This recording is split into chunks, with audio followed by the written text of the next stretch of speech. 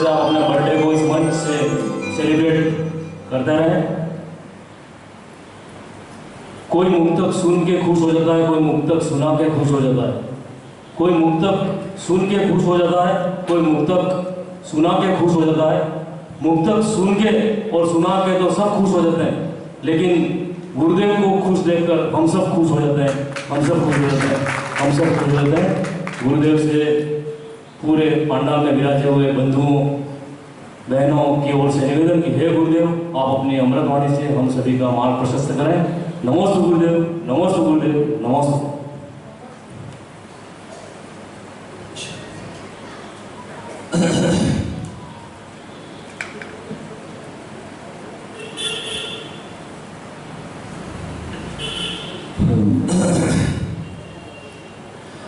ओम नमः सिद्धेभ्यः। ओम नमः सिद्धेभ्यः। जय श्री ओम नमः सिद्धेभ्यः। नमः श्री वर्धमानाय निर्धूत कलिलात्मने सालोकानां त्रिलोकानां यद् विद्या दर्पणाय अरिहंतों को नमस्कार, श्री सिद्धों को नमस्कार, आचार्यों को नमस्कार, उपाध्यायों को नमस्कार। जग में जितने साधुगण, जग में जितने साधुगण हैं, उन सबको वंदन बार बार। अरिहंतों को, श्री सिद्धों को, आचार्यों को नमस्कार, उपाध्यायों को। जग में जितने साधुगण हैं, जग में जितने साधु, उन सबको वंदन बार बार। अरिहंतों को। पंच परमेश्वर भगवान की, मूलनायक श्री एकधराट पशुपनाथ भगवान की, आश्चर्यकारी चैतन्य चमत्कारी चिंतामणि श्रवणोदय एवं देवपुरी में विराजमान पार्श्वनाथ भगवान की, आचार्य भगवत समंतभद्र महाराज की, चारित्र चक्रवर्ती प्रथम आचार्य गुरु श्री शांति सागर जी महाराज की, परम पूज्य समाधि सम्राट अभीक्ष्ण ज्ञानोपयोगी वात्सल्य मूर्ति मम दीक्षा गुरुवरे आचार्य अभिनंदन सागर जी महाराज की, पूज्य आचार्य भगवान रेण सागर जी महाराज की, वर्तमान सप्तम आचार्य श्री अनेकांत सागर जी महाराज की, परम पूज्य समाधिस्थ आचार्य श्री निजानंद सागर जी महाराज की, अहिंसा परमो धर्म की।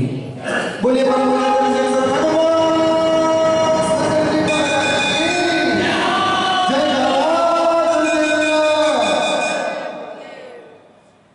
हर रिश्ते में विश्वास रहने दो, जुबान पर हर वक्त कुछ मिठास रहने दो। यही अंदाज है जीने का दोस्तों। न खुद रहो उदास और न किसी को उदास रहने दो। मैं छोटा था तो अक्सर अपनी मम्मी के सामने कहता था, टेंशन लेने का नहीं, टेंशन देने का। जनरली ऐसा लोग बोलते हैं, आज की पीढ़ी तो ऐसा ही बोलती है कि टेंशन लेने का नहीं, टेंशन देने का।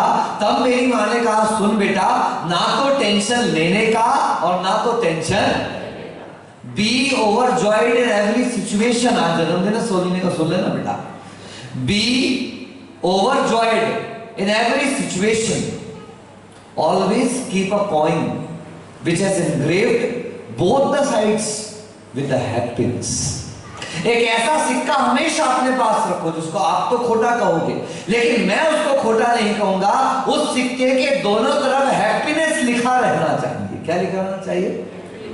हर जगह खुद ही रहनी चाहिए खुशी, ताकि आप जब भी उछालो हेड और टेल, चाहे हेड आए तो भी खुशी आए और जब टेल आए तो भी खुशी आ जाए। अगर हम जीत जाएं तो ये मान लेना कि मैं खुश हूं, और अगर हार जाए तो भी खुश हो जाओ, कि हारने में खुश हो जाए। हाँ भैया, हारने में ऐसे खुश हो जाना कि मैंने एक तरीका और ढूंढ लिया जिससे हार सकते। क्या सुना राजन भाई? अगर जीत जाऊं तो खुश हो जाना क्योंकि मैं जीत गया, लेकिन हार जाऊं तो भी खुश हो जाना कि मैंने एक रास्ता और ढूंढ लिया कि जिस रास्ते पर चलूंगा तो हार जाऊंगा, अब मुझे इस रास्ते पर नहीं चलना। ज्ञानी के लक्षण है। ज्ञानी कीचड़ में कमल की तरह खिल जाता है, और अज्ञानी उसे साफ सुथरा पानी भी मिले तो भैंस की तरह, आपको बताया था, वो पानी को कीचड़ बचा करके खराब हो गया। हम पिछले लगभग 8-10 दिनों से लगातार सम्यक दर्शन के उन अंगों के बारे में सुन रहे हैं जो हमारे सम्यक दर्शन को निर्मलता प्रदान करते हैं, हमारे सम्यक दर्शन को पवित्रता प्रदान करते हैं, हमारे सम्यक दर्शन को और उत्थान की ओर ले जाते हैं। ऐसे शंका से रहित सम्यक्त्व की बात हमने की और प्रसिद्ध हुआ अंजन चोर। कौन प्रसिद्ध हुआ? अंजन भी हो गया निरंजन, नमोकार को ध्यान से। जानता ही नहीं था नमोकार मंत्र, सुना ही नहीं था नमोकार मंत्र, लेकिन श्रद्धा और विश्वास पक्का था कि एक नमोकार मंत्र, उसे श्रद्धा थी सेठ के ऊपर, और उस सेठ की श्रद्धा से उसने नमोकार मंत्र पर श्रद्धा करी, और एक साथ एक नहीं 108 धागे रस्सियां बंधे थे, और उसने एक झटके में तलवार से काट दिया, और देखते देखते आकाश गमन की विद्या उसको सिद्ध हो गई। सेठ जी तो एक एक तलवार में, उनका हाथ टूटेगा नहीं टूटेगा, होगा नहीं होगा, होगा नहीं होगा। कभी सुना होगा आपने, एक पक्षी था, गरुड़ पक्षी। क्या नाम था? नाम मुझे याद नहीं आ रहा उसका। रामायण में जो था, जटायु, जटायु, जटायु। वो गरुड़ पक्षी था, जटायु। उसने एक पेड़ पर बैठा हुआ था, देखा कुटिया से राम और सीता बाहर निकले चले आ रहे हैं। सीता राम से विवाद कर रही है। इतने दिन हो गए, किसी दिगंबर मुनिराज को आहार दान नहीं कर पाए, किसी साधु के हाथ में अपने इतना कमा रहे हैं, इतना सब कुछ कर रहे हैं, इतना अच्छा हम भोजन करते हैं, कितना दुर्भाग्य है कि हमारा वो भोजन प्रसाद नहीं बन पा रहा। काश किसी साधु के हाथ में आहार दान कर पाते, किसी कर्मपात्री के हाथ पर अपना भोजन रख पाते तो हमारा भोजन प्रसाद बन जाता। बाकी भोजन तो सब कर रहे हैं दुनिया में, सब खा रहे हैं, सब भोग कर रहे हैं, लेकिन याद रखें उसी व्यक्ति का वो अन्न प्रसाद बन पाता है जो खाने के पहले अपना आहार किसी साधु के हाथ में दे पाता है। बंधुओं, पद्मनंदी पंचविंशतिका में लिखा, वो घर शमशान के समान है जिस घर में कभी मुनियों के चरण नहीं पड़ते। वो भोजन प्रसाद नहीं, वो भोजन व्यर्थ है जो मुनियों के आहार दान में उपयोग नहीं किया जाता। अरे सुनो, तुमसे तो वो कौवा श्रेष्ठ है। क्या कह रहे वनिता बहन? मुझे मालूम था तुम देखने वाली हो, आवाज आ गई थी पायल की मुझे, इसलिए मैंने वनिता से पूछा, मुझे फट से खिसकी करना। क्या कहा? वो घर शमशान के समान है। पद्मनंदी पंचविंशतिका में आचार्य भगवान पद्मनंदी जी कह रहे हैं कि सुनो, जिस घर में साधु के चरण नहीं पड़ते, जिस घर में साधु के आहार नहीं होते, उस घर का सब द्रव्य व्यर्थ चला जाता है। पशुओं जैसा भोग कर लिया और समाप्त कर दिया। ऐसे भोजन, ऐसे अन्न की क्या कीमत? वो कहते हैं आगे, तुमसे तो कौवा श्रेष्ठ है। कौन श्रेष्ठ है बोलो? कौवा। हाँ महाराज, कौवा श्रेष्ठ है। अगर उस कौवे को एक रोटी का टुकड़ा मिल जाए तो वो काव काव काव काव करके सारे मोहल्ले के कौवों को इकट्ठा कर लेता है। और तुम्हारे घर के सामने से चंदन वाला सामने से नहीं, कहां से बोलो ना। लोगों के तो घर के सामने से महाराज निकलते हैं। चंदन बाला का तो अतिशय सातिशय पुण्य का उदय है कि जिसको निकलना है शॉर्टकट के चक्कर में इनके घर के अंदर से निकल जाते हैं, और तुम एक बार भी नहीं कह पाती मन शुद्धि, वचन शुद्धि, काय शुद्धि, आहार जल शुद्ध है। ऐसा आचार्य मैं नहीं कह रहा, बुरा नहीं मानता है, नहीं तो बच्चे का चौका लगा तो नमक नहीं डालेगा महाराज, उस दिन बेइज्जती करी थी सबके सामने। यह आचार्य परमानंदी पंत विश्वसेवा में कह रहे हैं कि तुमसे वो कौवा श्रेष्ठ है कि एक रोटी का टुकड़ा मिल गया तो कांव कांव कांव करके अपने संबंधियों को, अपने मित्रों को इकट्ठा कर लेता है और घर के सामने से उत्तम पात्र चले गए। हमारे अंदर इतना सामर्थ्य नहीं है, हमारे अंदर इतनी सक्षमता नहीं है कि हम एक बार शुद्धि बोलकर उन्हें अन्नपान खिला सके। सोचिए किस काम का हमारा इतना सारा द्रव्य कि हम साधु निकल जाए। अरे घर में, घर का नहीं, पड़ोसी का जमाई आ जाए तो उस पड़ोसी के जमाई का भी तिलक कर देते हैं, उस पड़ोसी के जमाई को भी कुमकुम हल्दी लगा देते हैं, उस पड़ोसी के जमाई से भी पूछ लेते हैं, आओ ना लाला जी, हमारे लाला जी कहते हैं, क्या कहते हैं, आओ ना लाला जी, नाश्ता पानी हो जाए, आओ भोजन कर लो, ससुराल में बस करोगे कभी हमारे यहाँ भी कर लो। मतलब पड़ोसी के जमाई को भी पूछ लेते हैं। और यहाँ उत्तम पात्र घर के सामने से निकल जाते। यशवंत नया मकान बन रहा है, रोज उस मकान में जब पैर रखना बेटा, भाई बेटा तो कहां से हो जाए, जब पैर रखना तो एक ही भावना करना कि हे भगवान ये मकान ना बने, ये घर मंदिर जैसा हो जाए कि जब तक मेरी श्वास चले कि मेरी पत्नी को ऐसी सद्बुद्धि देना और मुझे ऐसा समय देना कि हम अपने घर में जब भी भोजन बनाएं तो इस भावना से बनाएं, ऐसी शुद्धि से बनाएं, ऐसी विशुद्धि से बनाएं कि अगर अचानक कोई साधु कदम भी पड़ जाए तो मैं इतना तो कह सकूं कि मेरे घर में भोजन पानी शुद्ध है, भगवान आहार ग्रहण करें। सोचो कब हमारे अंदर वो भाव जागृत हो पाएगा, कब हमारे अंदर वो भावना जागृत हो पाएगी कि मेरे घर के सामने से आया साधु। अरे सादा सा व्यक्ति, एक आदिवासी भी आ जाता है, अगर आपके घर का वर्कर भी आ जाता तो पूछ लेते भाई पानी पिएगा क्या, आप सोच लो। और ये आदिवासियों को नहीं पूछ पा रहे हैं। अगर आप आदिवासी, हम तो बड़े आदिवासी, आदिनाथ के वंशज, आदिकाल से चला आ रहा है जिनका रूप, आदिकाल से चला आ रहा है लिंग, आदिकाल से चली आ रही है मुद्रा, आप उनको नहीं पूछ पा रहे। बार बार अपने इस दुर्भाग्य को कोस लेना, बार बार अपने इस प्रमाद को कोस लेना कि इतना सब होकर के भी मैं नहीं कर पा रहा। कमी क्या है, भंडार भरे पड़े हैं। क्यों? नाम किसी का ले नहीं रहा, सब समझ लो, सबके भंडार भरे पड़े हुए हैं, बड़े बड़े घर का निर्माण हो गया है। और तो और किचन में लोगों ने मम्मी का ढाबा भी लिख के रखा हुआ है। सुनो मम्मी, ध्यान रखो, ये भी बेटा है तुम्हारा, याद रखे, वो बेटा तो तुमको छोड़ देगा, वो बेटा तो शायद तुम्हारे साथ न भी जाए, वो बेटा हो सकता है तुम्हें हॉस्पिटल में डाल दे, वो बेटा हो सकता है तुम्हें किसी ऐसे कार्य में डाल दे, लेकिन ये बेटा जब तुम्हारे सामने आएगा तो तुम्हें धर्म का उपदेश देगा। जाते भी रहोगे, चाहे रात हो चाहे दिन हो, तुम्हें तुम्हारे धर्म से च्युत होने नहीं देगा। अंजन चोर का ऐसा विश्वास था, काश हमारा भी ऐसा विश्वास जाए। सम्यक दर्शन के निशंकित अंग में प्रसिद्ध हुआ अंजन चोर। याद रखना, प्रश्न मंच में आएगा शाम को। अंजन चोर प्रसिद्ध हुआ, शंका नहीं करी, और एक बार में तलवार से सब काट के धर दिया और आकाशगामिनी विद्या सिद्ध। दूसरा अंग निकांक्षित अंग, आकांक्षा नहीं करता। अनंत मती की कथा आई, आचार्य भगवंत ने रखी। मैंने आपको उस दिन अनंत सरा की कथा सुनाई और नाम रख दिया था गलती से अनंतमती, क्योंकि दोनों की प्रारंभिक भूमिका एक ही थी।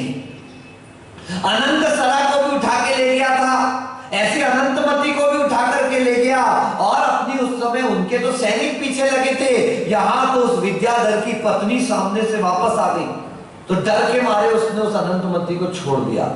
वो नीचे भीलों के हाथ में पड़ी, भील ने बहुत पुरुषार्थ किया, पत्नी नहीं बनी, बंजारों के हाथ में दे दी, बंजारे ने बहुत पुरुषार्थ किया लेकिन उसकी रानी नहीं बनी, उसने राजा को दे दी, राजा ने पुरुषार्थ किया, किया मगर वो नहीं बनी। पर वहां पर एक आरिका का आगमन हुआ और उसने दुख को पहचान लिया, उसकी तकलीफ को पहचान लिया और अपने साथ लेकर के जाने लगी और ऐसे सेठ के घर पर पहुंचा दिया जो धर्मात्मा सेठ हुआ करता था। एक दिन वज्र कुमार जो प्रियदत्त उसके पिताजी थे, वो कहीं से घूमते फिरते सेठ जी उस नगर में आए और ये उनके मित्र हुआ करते थे। इनके घर के आंगन में जैसी उसने रंगोली देखी, उसको याद आया मेरी अनंतमती भी ऐसी रंगोली डालती थी, मेरी अनंतमती का भी ऐसे ही कलाकारी वाला हाथ था, कहीं ऐसा तो नहीं अनंतमती इनके यहाँ हो। उसने तुरंत पूछा क्या आप जानते हैं क्या ये किस कन्या ने डाली है? बोले हाँ हमारे घर में एक ऐसी कन्या है जिसने डाली। बुलाया, उसको देखकर फूट फूट के रोने लगा कि अरे ये तो मेरी बेटी है। और बस वो अनंतमती को वहां से लेकर चला। जैसे घर पे बड़ा भारी उत्सव किया, अनंतमती उदास दिखाई दी। उस प्रियदत्त ने पूछा बेटा अब तो तू घर पे वापस आ गई, इतनी उदास क्यों है? तो वो कहती पिताजी मैंने एक भाव में इतने कष्ट देख लिए, मैंने एक भाव में इतने दुख देख लिए, कितने लोगों ने मेरे शील को तोड़ने का पुरुषार्थ किया, मेरे शील का हरण करने का पुरुषार्थ किया, लेकिन क्या पता कैसे आपके संस्कार थे कि आज तक मेरा शील सुरक्षित है। जब इतनी विपरीतताओं के बाद आज तक मेरा शील सुरक्षित है तो बस अब मैं शील को कभी भंग नहीं होने दूंगी। और वह आरिका दीक्षा प्राप्त करके ऐसे तप करती है कि कमल श्री आरिका के सानिध्य में उस तप के प्रभाव से समाधि मरण करके सहस्त्रार स्वर्ग, कौन से स्वर्ग में? अनंतमती की गोया, पिता मिल गए, परिवार मिल गया, फिर संपन्नता मिल गई। अरे भीलों का राजा था, बंजारों का राजा था, राजाओं में श्रेष्ठ वो वज्र दत्त नाम का राजा मिला, लेकिन उसने किसी के वैभव पर मोहित नहीं हुई, अपने धर्म को स्मरण रखा और आखिर अंत में दीक्षा लेकर के समाधि मरण किया। सहस्त्रार आकांक्षा निकली।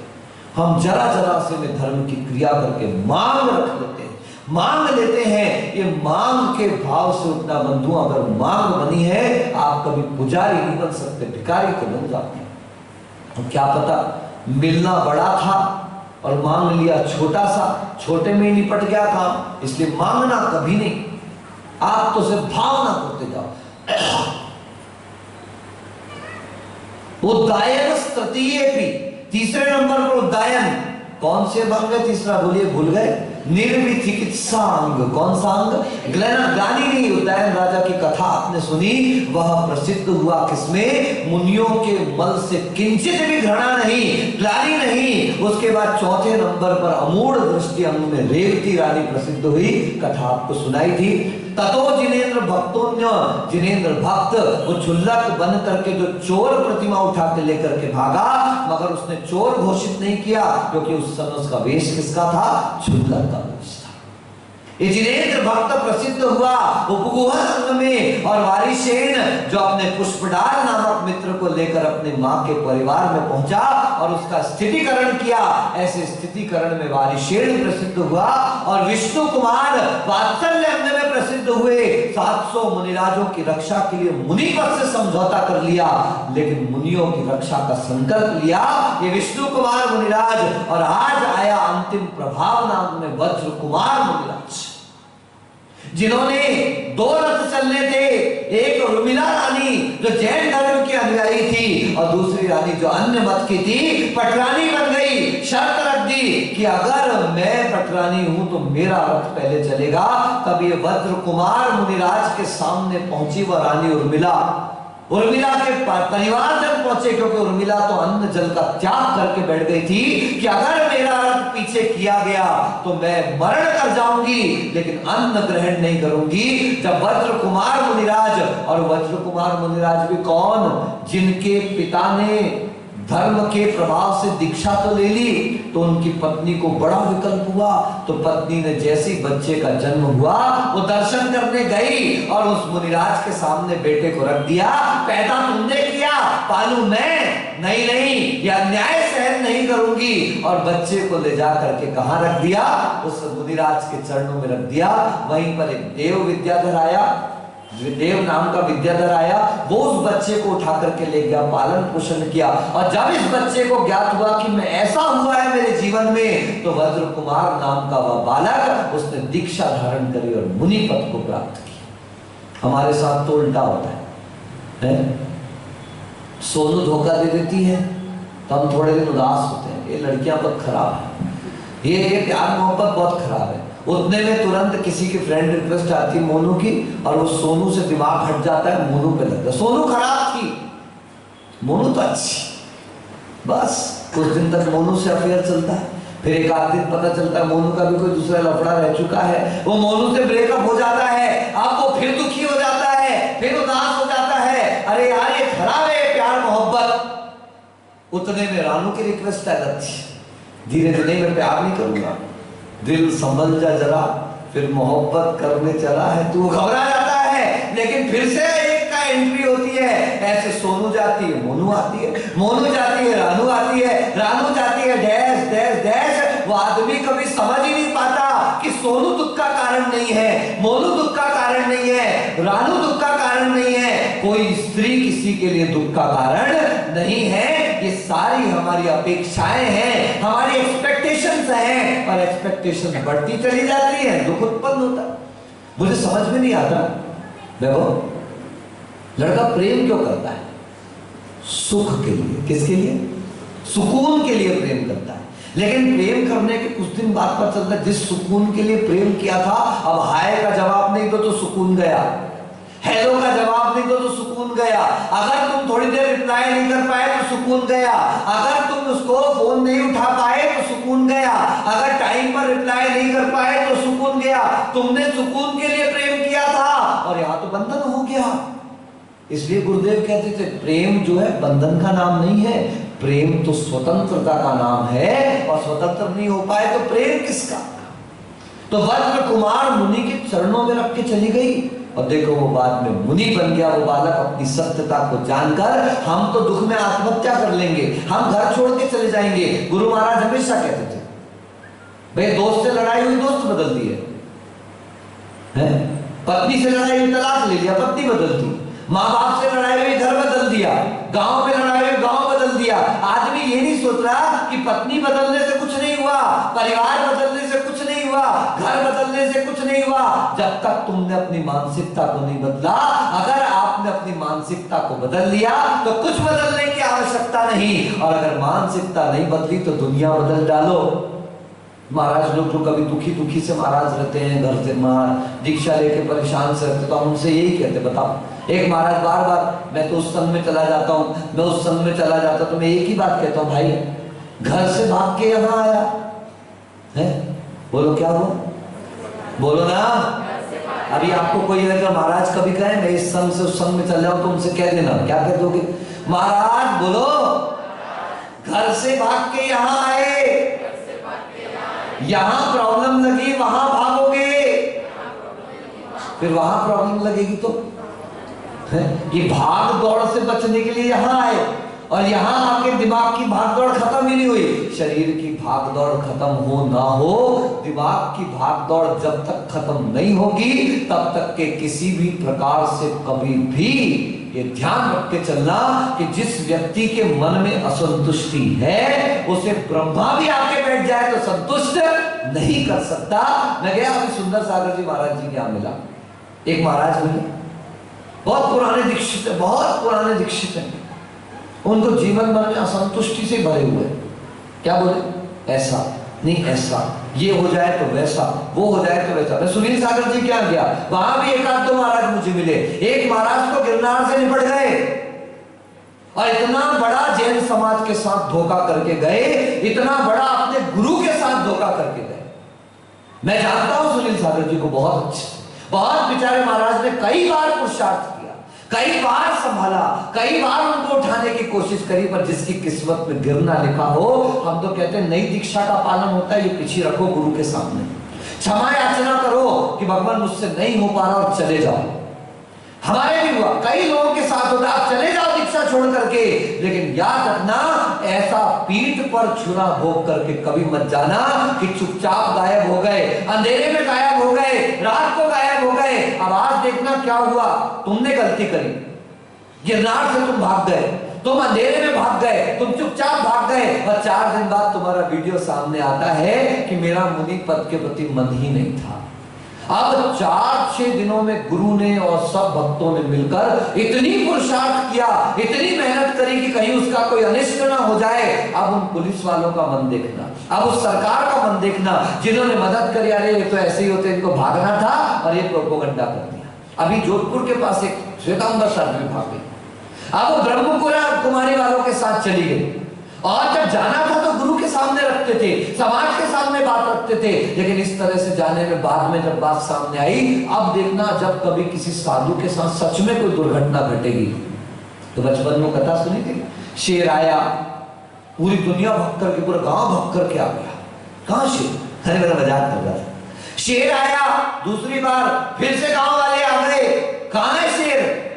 अरे मैं तो मजाक कर रहा था। आप देखना, शेर आया, शेर आया, शेर आया, जब सही में शेर आया तो फिर बचाने कोई नहीं आया। क्यों? क्योंकि हर बार तूने मजाक किया। तो ऐसे लोगों के कारण संतों की मर्यादाएं, गरिमाएं नष्ट हो रही। और आप लोगों को भी ध्यान रखना, बड़ा आनंद आता है ऐसे वीडियोस को वायरल करने में, बड़ा आनंद आता है ऐसे फोटोज को वायरल करने में। आज जितने लोग सभा में बैठे हैं वो संकल्प कर ले कि भगवान, अगर हमारे हाथ में किसी साधु की गलत न्यूज आएगी तो मैं बोलूंगा नहीं, उसे पी जाऊंगा, मैं फॉरवर्ड नहीं करूंगा, उसे इन्वर्ट कर लूंगा, क्योंकि अगर मेरे मन में विकल्प चल जाएगा, मगर मेरे कहने से अगर मुनि मुद्रा की बदनामी होती है, इससे बड़ी कोई दूसरी अप्रभावना नहीं हो सकती। याद रखना, जितना दूसरों से हमको खतरा नहीं, उतना अपने घर पर खतरा है। ये जब से व्हाट्सएप, फेसबुक और ये सोशल मीडिया तैयार हुआ है, आप लोगों ने सिर्फ बटन दबाना सीखा है, कभी परीक्षण नहीं करते।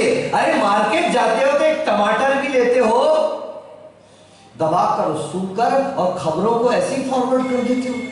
इतना संकल्प कर लेना कि हे भगवान, आज प्रभावना अंग का मैं वर्णन सुन रहा हूं, आज प्रभावना अंग का मैं वर्णन कह रहा हूं, आज मैंने प्रभावना अंग को समझा है, मैं ऐसा काम नहीं करूंगा कि कभी मेरे माध्यम से देव, शास्त्र, गुरु की अप्रभावना हो जाए, मुझसे दूसरे तक बात पहुंच जाए, मैं ऐसा कार्य कभी नहीं करूंगा।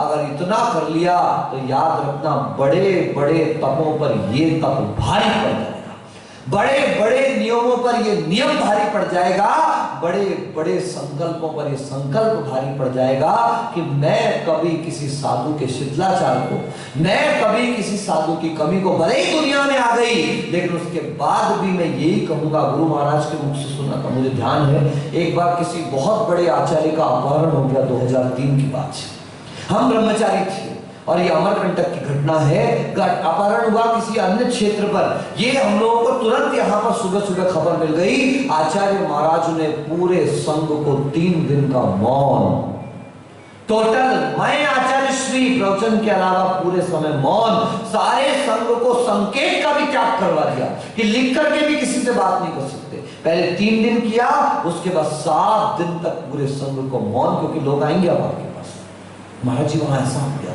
कहीं आपके मुझे तो ऐसे ही थे, ऐसा ही हो गया, या ऐसा हो गया। आप देखिए धीरे धीरे बातें फैलेंगी और इस तरीके से साधु धर्म की इतनी अप्रभावना हो जाएगी कि जिस घटना को दबा के समाप्त करना चाहिए था।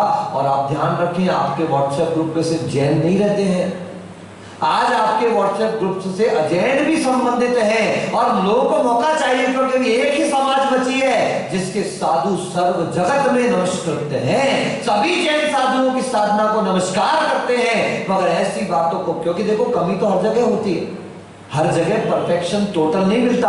100% लोग मोक्ष मार्ग पर से वैराग्य से नहीं आते, कुछ लोग चकाचौंध से भी आ जाते हैं, और ऐसे लोग आकर के इस तरह के कृत्य पर, उन लोगों के कारण अच्छे साधुओं की चर्या क्यों खराब जाए, अच्छे साधुओं का नाम क्यों खराब हो, मुनि मात्र क्यों निंदा के पात्र बने। इसलिए आप कम से कम ये सावधानी अवश्य रखिएगा, ऐसी भावना मैं आप लोगों से करता हूं। आइए गाथा एक बार पढ़ लेते हैं। तावत अंजन, बोलो बोलो, चौरंगे ततो नंत मति स्मृता उद्दायनस तृतीयेपि तुरीये रेवती मता ततो जिनेन्द्र भक्तोन्यो वार्षेणस्ततः परः विष्णुश्च वज्रनामा च शेषयोर लक्ष्यताम गतौ। इस प्रकार से 2 श्लोक हमारे सामने आचार्य समंत भद्र ने 8 लोगों का नाम उद्धृत आपके सामने किया। उन महान व्यक्तित्व का नाम उद्धृत किया कि जिन लोगों ने अपनी श्रद्धा के बल पर, अपने दृढ़ विश्वास के बल पर, अपने आत्मविश्वास के बल पर, अपनी प्रसन्नता के बल पर, चाहे कितनी भी तकलीफ हो गई लेकिन उनके अंदर की प्रसन्नता, धर्म पर विश्वास कभी भी कम नहीं हुआ। जब जब हमारा धर्म से विश्वास डिगे, इन कथाओं का पान रसपान हमको करना चाहिए, इनका पठन पाठन करना चाहिए, ताकि हमारे हृदय की आकुलता भी समाप्त हो और धर्म के फल के प्रति, धर्म की क्रियाओं के प्रति, धर्म के प्रति हमारी आस्था और दृढ़ होती चली जाए। इन्हीं भावनाओं के साथ बोलिए गुरु और आचार्य अभिनंदन सागर जी मुनि महाराज की।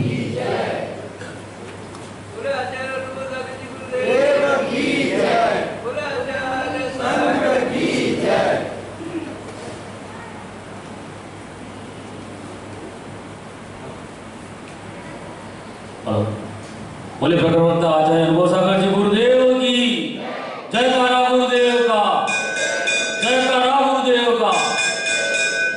महानुभाव, भोजनशाला जो अनवरत रूप से चल रही है, कुछ दिन पहले भी यहाँ से घोषणा की गई थी कि 1 महीने के लिए 51,000 रुपये की भोजन दाता की राशि रखी गई है, 15 दिन के लिए 25,000 की और